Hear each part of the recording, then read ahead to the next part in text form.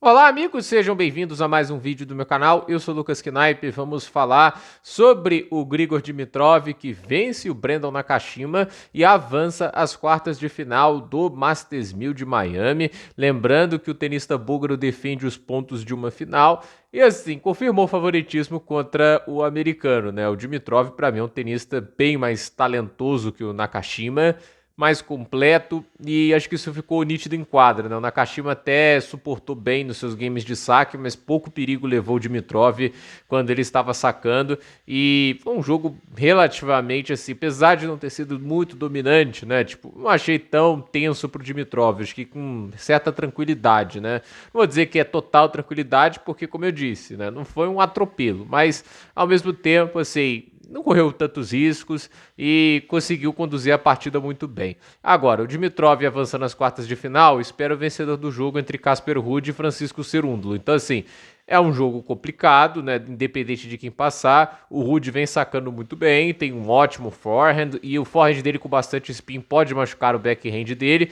E o Cerúndolo, assim, não é um grande sacador, mas eu acho ele muito perigoso no fundo de quadra, né? O forehand do Cerúndolo também consegue machucar bastante os golpes no fundo de quadra do Dimitrov. Mas, assim, era um torneio de bastante pressão pro búlgaro, porque uma queda grande no ranking podia tirar ele até do top 20, né? Dependendo de onde ele era eliminado. Estar nas quartas de final não salvou o torneio dele por inteiro, vale lembrar isso. Ele tá defendendo 600 pontos, quartas de final dá 180, né? Tipo, você vê duas vitórias, podem fazer uma diferença muito grande. Então, assim, ainda há coisa a ser feita por parte do tenista búlgaro se ele quiser manter a atual posição dele no ranking. Mas eu acho que ele já deve estar muito satisfeito, porque o início do ano foi muito complicado, as lesões atrapalhando muito. Fica uma impressão assim, cara, será que o Dimitrov vai se manter no top 20 esse ano, né? Porque já no fim do ano passado, o Dimitrov já não estava apresentando aquele nível de tênis, né? Parecia estar dando um passo atrás do ótimo primeiro semestre que ele teve.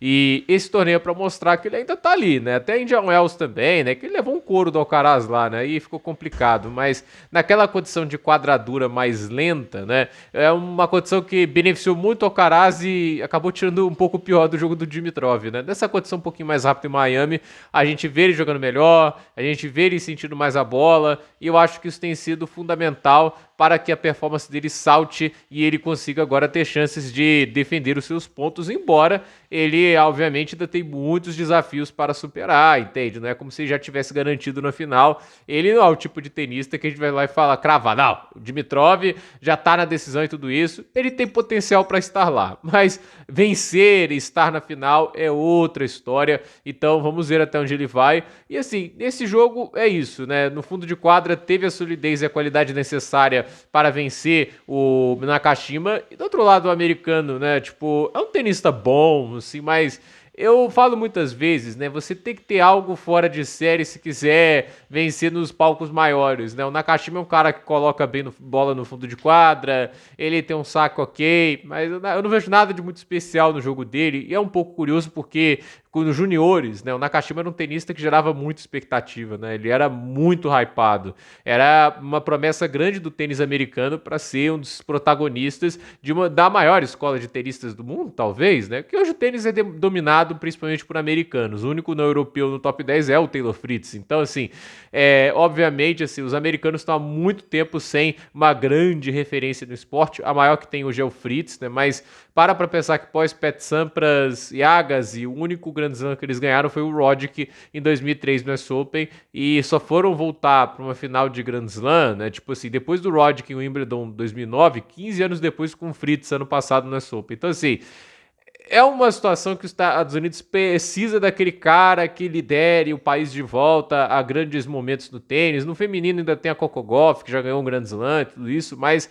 no masculino chama bastante atenção. E o Nakashima, por um tempo, foi o jovem talento mais hypado, mas não vingou, né? Tipo, você tem 5 americanos mais bem ranqueados do que ele hoje, né? Tipo, de Ben Shelton, Tiafoe, Tommy Paul, o Korda, o Fritz, né? O Fritz, obviamente, né? Mas assim, é aquele jogador que, assim, não tá evoluindo, né? Tipo, o que a gente vê do Nakashima hoje a gente já via antes, né? Eu não vejo muita coisa evoluindo no jogo dele. Então, assim, não é um cara que eu planto muitas expectativas. Mas vai que ele cala a minha boca, né? Seria legal, quanto mais tenista jogar bem, melhor. Mas o tênis fica interessante de se acompanhar. Então, gente, por esse vídeo é isso. Dúvida nos comentários, deixe seu like, se inscreva no canal, compartilhe esse vídeo e até o próximo vídeo.